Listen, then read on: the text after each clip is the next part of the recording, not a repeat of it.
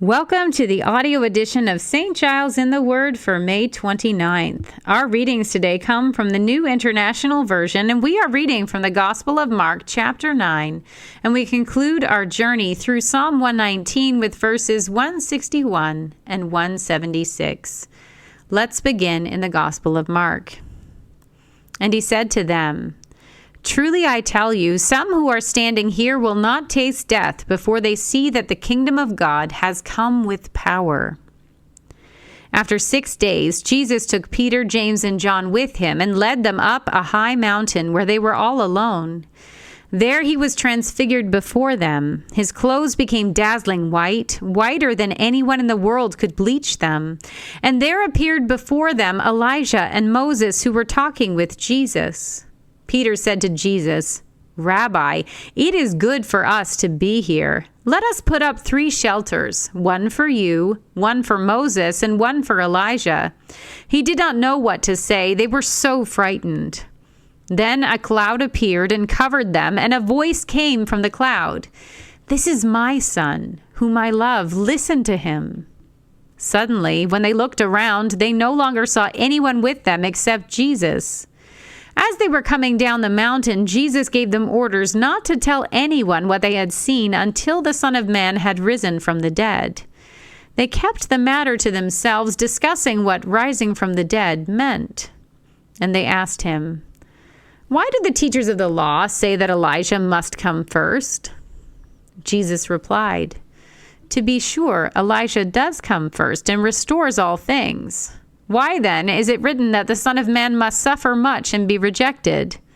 But I tell you, Elijah has come, and they have done to him everything they wished, just as it is written about him." When they came to the other disciples, they saw a large crowd around them, and the teachers of the law arguing with them. As soon as all the people saw Jesus, they were overwhelmed with wonder and ran to greet him. "What are you arguing with them about?" he asked. A man in the crowd answered, "Teacher, I brought you my son who is possessed by a spirit that has robbed him of speech. Whenever it seizes him, it throws him to the ground. He foams at the mouth, gnashes his teeth, and becomes rigid. I asked your disciples to drive out the spirit, but they could not." "You unbelieving generation," Jesus replied, "how long shall I stay with you? How long shall I put up with you? Bring the boy to me." So they brought him. When the spirit saw Jesus, it immediately threw the boy into a convulsion. He fell to the ground and rolled around, foaming at the mouth. Jesus asked the boy's father, "How long has he been like this?"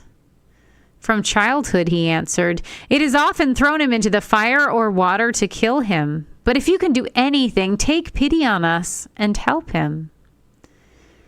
"If you can," said Jesus, "everything is possible for one who believes." Immediately, the boy's father exclaimed, "I do believe. Help me overcome my unbelief." When Jesus saw that a crowd was running to the scene, he rebuked the impure spirit. "You deaf and mute spirit," he said, "I command you, come out of him and never enter him again." The spirit shrieked, convulsed him violently, and came out. The boy looked so much like a corpse that many said, "He's dead." But Jesus took him by the hand and lifted him to his feet, and he stood up. After Jesus had gone indoors, his disciples asked him privately, "Why couldn't we drive it out?" He replied, "This kind can only come out by prayer." They left that place and passed through Galilee. Jesus did not want anyone to know where they were because he was teaching his disciples. He said to them, "The Son of Man is going to be delivered into the hands of men. They will kill him, and after 3 days he will rise." But they did not understand what he meant and were afraid to ask him about it. They came to Capernaum. When he was in the house, he asked them, "What were you arguing about on the road?" But they kept quiet because on the way they had argued about who was the greatest. Sitting down, Jesus called the 12 and said, "Anyone who wants to be first must be the very last and the servant of all." He took a little child whom he placed among them. Taking the child in his arms, he said to them, Whoever welcomes one of these little children in my name welcomes me, and whoever welcomes me does not welcome me, but the one who sent me." "Teacher," said John, "we saw someone driving out demons in your name, and we told him to stop because he was not one of us." "Do not stop him," Jesus said, "for no one who does a miracle in my name can in the next moment say anything bad about me. For whoever is not against us is for us. Truly I tell you, anyone who gives you a cup of water in my name because you belong to the Messiah will certainly not lose their reward. If anyone causes one of these little ones, those who believe in me, to stumble, it would be better for them if a large millstone were hung around their neck and they were thrown into the sea. If your hand causes you to stumble, cut it off. It is better for you to enter life maimed than with 2 hands to go into hell, where the fire never goes out. And if your foot causes you to stumble, cut it off. It is better for you to enter life crippled than to have 2 feet and be thrown into hell. And if your eye causes you to stumble, pluck it out. It is better for you to enter the kingdom of God with 1 eye than to have 2 eyes and be thrown into hell, where the worms that eat them do not die and the fire is not quenched. Everyone will be salted with fire. Salt is good, but if it loses its saltiness, how can you make it salty again? Have salt among yourselves and be at peace with one another." We turn now to Psalm 119, beginning at verse 161. "Rulers persecute me without cause, but my heart trembles at your word. I rejoice in your promise, like one who finds great spoil. I hate and detest falsehood, but I love your law. 7 times a day I praise you for your righteous laws. Great peace have those who love your law, and nothing can make them stumble.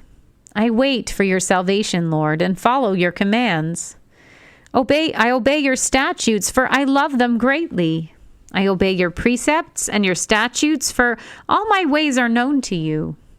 May my cry come before you, Lord. Give me understanding according to your word. May my supplication come before you. Deliver me according to your promise. May my lips overflow with praise, for you teach me your decrees. May my tongue sing of your word, for all your commands are righteous. May your hand be ready to help me, for I have chosen your precepts. I long for your salvation, Lord, and your law gives me delight. Let me live, that I may praise you, and may your laws sustain me. I have strayed like a lost sheep. Seek your servant, for I have not forgotten your commands." Here ends our reading for today.